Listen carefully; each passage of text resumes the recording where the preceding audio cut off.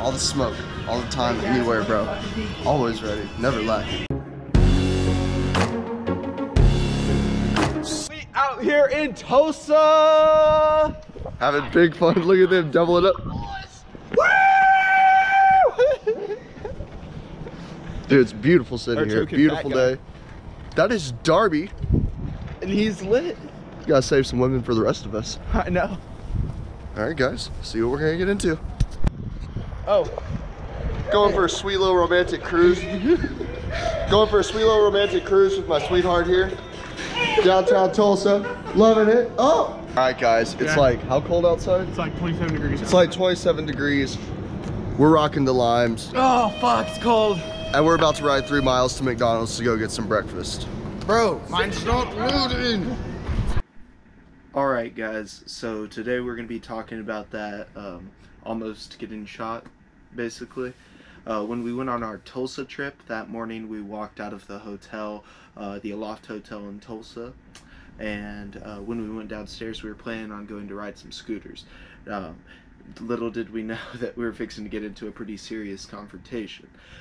When we were walking out there, everyone was just having a good time. We were all just planning to go basically mess around and ride scooters over to McDonald's. We were in the hotel room, and I couldn't find my pistol, and so I was like, man, I don't even need it. But I was like, no, also I don't want to forget in the hotel room, so I found it. It was like wrapped up in the bed or something, and put it on. I didn't even put one in the chamber. I mean, mind you, we're in uptown Tulsa.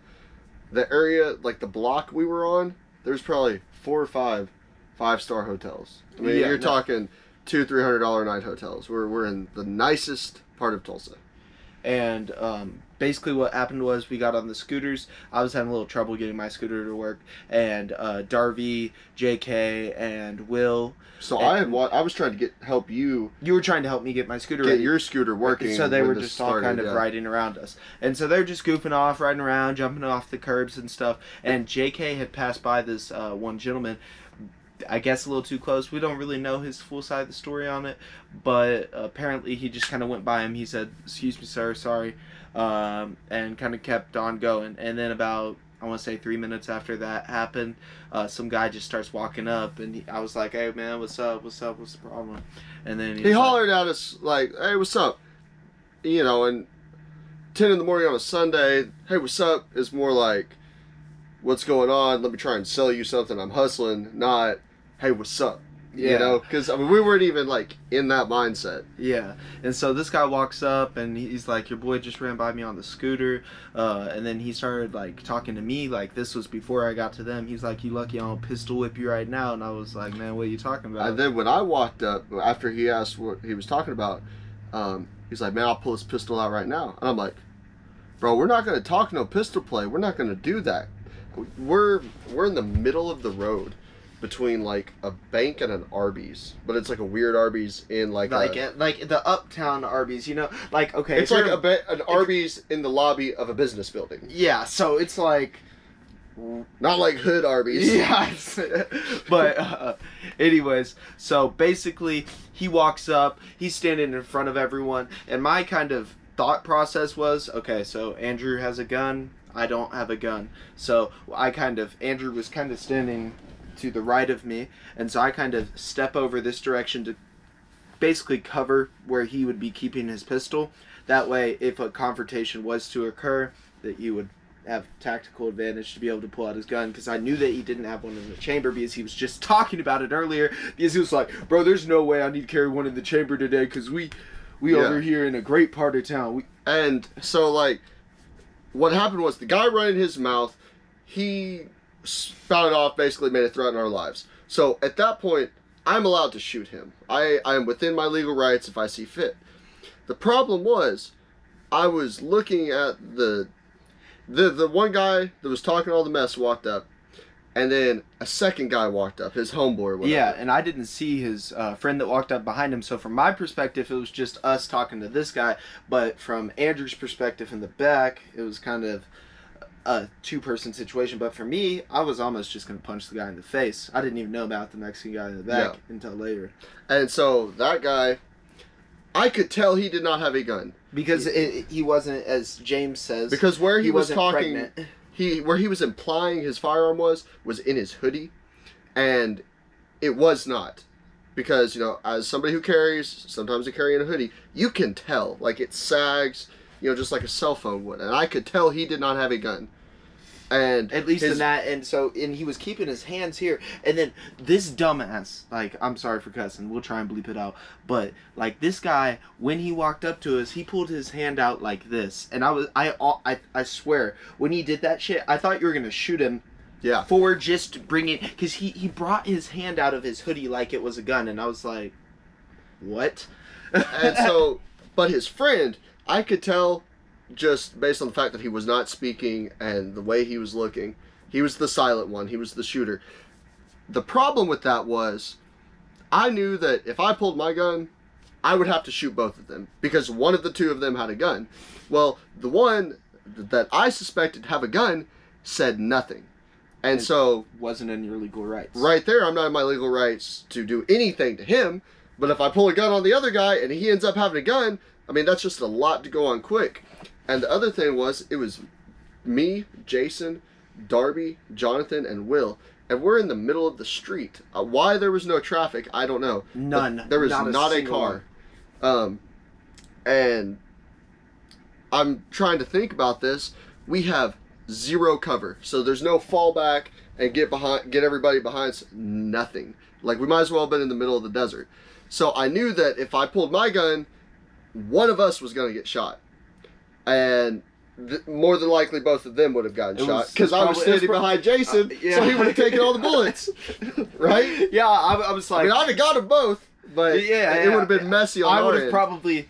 I felt like, because I stood in front of that guy, because I thought he actually had a gun at first, and then I realized that his hoodie wasn't slouching, and so I almost just took a shot at him, and then I realized that the other guy was behind him, and that was kind of when the situation went to, I did try and de-escalate the situation. Normally I'm the guy that stirs the pot, but in this situation I was actually trying and I kind of came up, and I was like... Yeah, you were trying to stir the pot he said something that came off, I was about 30 feet away, and it just sounded kind of aggressive. I'm like, you know, when we're rolling together, I'm like, what's up?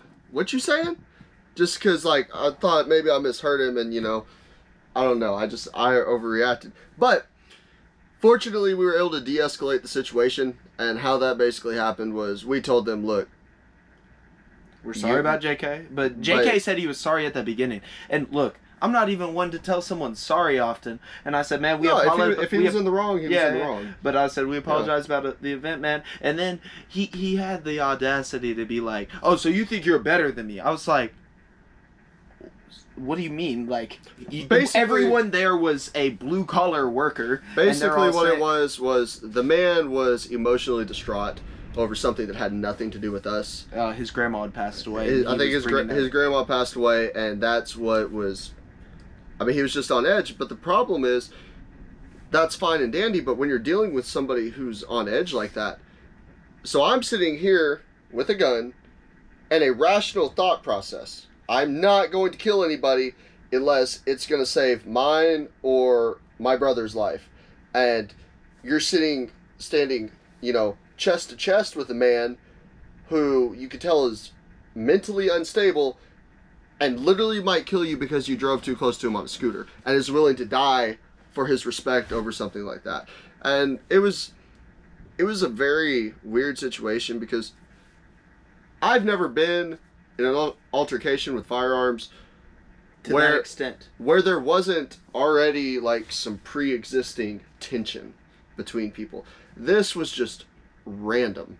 And normally, like, if we have stuff like this happen, you know, it's outside the club at 3 in the morning, and somewhere we probably shouldn't be anyways, but we are. And for this to happen, I mean, we're riding scooters at 10 on a Sunday morning in uptown Tulsa, and it really just kind of changed my outlook on a lot of stuff. We have beefed up our security since that happened, because, you know, 30-round clip on the 40, baby. And holsters on the 9 with one in the chamber at all times, because apparently we can't go anywhere without crazy stuff going down. Yeah, but it is what it is. But the weird thing is that we didn't even really bring up this one this time. No, nothing about it did we bring up. But, you know, I just hope that y'all can be safe out there. And I don't really. But I guess the moral of it is, even when you think that you can't de-escalate a situation, because I didn't think this was going to de-escalate. No, I going into it, I was like, this is ending up with blood on the street because we're not going to be able to. Yeah, but even when you think you can't de-escalate a situation, sometimes even with people that are in a rational state of mind, you're able to de-escalate it. So basically, just handle it like the bigger man.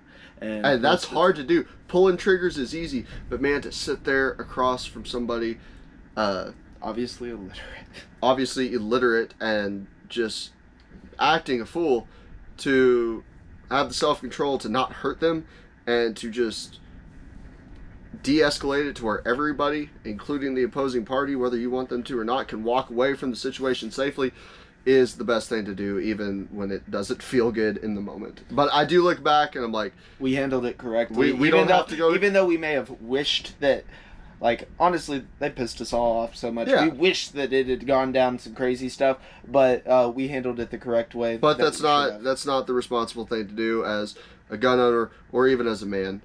You know, everybody walked away safely, and at the end of the day, that's the end goal. And then we had some awesome burgers afterwards at Fat Guys. With oh my gosh, if you're ever in Tulsa, you've got to go there.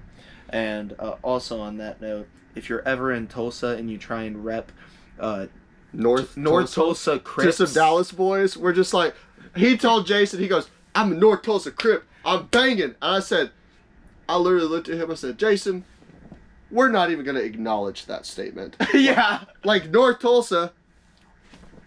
Have you ever heard of North Tulsa? Well, they're in a lot of rap songs. They are? Oh, no, that's us. Yeah, oh, that's my bad. Dallas. All right, guys. Well, anyways, I hope you enjoyed the brief little story over almost getting shot.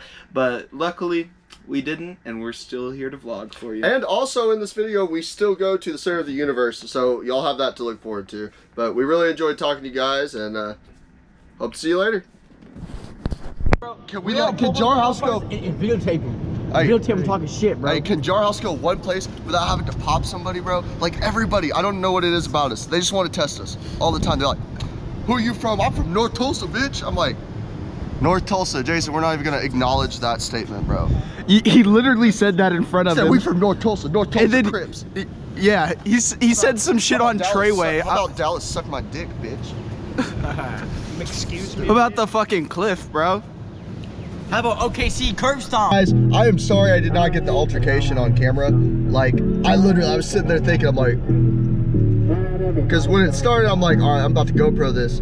And then he said pistol, I'm like, well, I got my hand on my pistol, so I can't GoPro at the same time. But it was weird, bro. This shit fucking weird. Nobody out there really knows. Lately, I feel like... Ride that bear, Jason. That's, I'm gonna fall. So many haters, JK. Keep it YouTube appropriate. Because we're badass, who make money, work their motherfuckers' asses off, and we're not living on the fucking street holding the gap thinking we're cool shit just because you're on fucking drugs, piece of shit, first of all. Eat my dick, you know? YouTube appropriate. YouTube appropriate. Sorry about that, YouTube. Censor. That's a lot of bleeps. Bleep, bleep, bleep. Actually, Bleep, bleep. You can't even listen to a JK song because it's just bleeps the whole way. Dude, this place is gorgeous. Look at that architecture, Will. Your dad was right about you. I am gay. dude, I gotta take a fat poop. Oh, did I just come out of the closet on camera? Oh, Rebecca did the other day. She came out as straight. Parkour. Dude, look at all these windows. Can you even imagine how much that glass Guys, costs? I'm gonna... The gathering place in Tulsa, Oklahoma is hot. Parkour. No. Continue, Tom. We're in. Hold Hey, on. wait, I have this. Okay, we're in the natural habitat of MILFs. JK! If you place your eyes over here, you're gonna see number one. And they're everywhere. These are prime hunting grounds. What do you think, William? Prime hunting ground for the MILF. We're gonna track and we're gonna find a MILF. My weapon, my cock. We're about to have a live reenactment of how this beef went down and how this happened. I don't know what you're talking about. All the smoke. Bro, you put disrespect my dead grandma like that? I'm from North Tulsa. You're not gonna spit on the train. Why?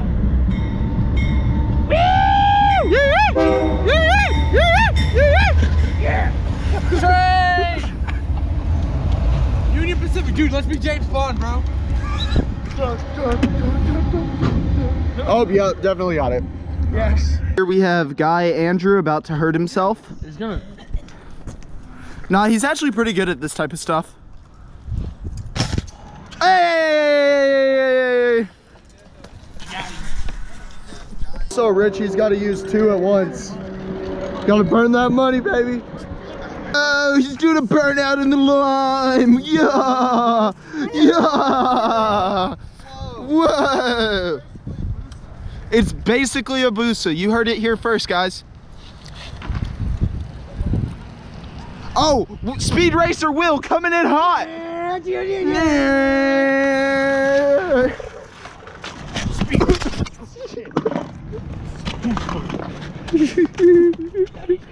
God, watch out, there's runners coming.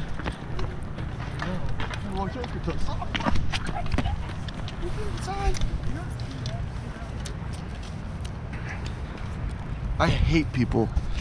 All right, guys, boys just got kicked out by the security guard. Look at Will being a savage. Your dad's gonna see this. Got him. I'm sorry about that, sir. What? Bro, these girls left 4 phone numbers and Snapchats on our car. What? Who are they? All right, so my boy is tired, so he's gonna sleep in the trunk. Later, bro. Think we're playing.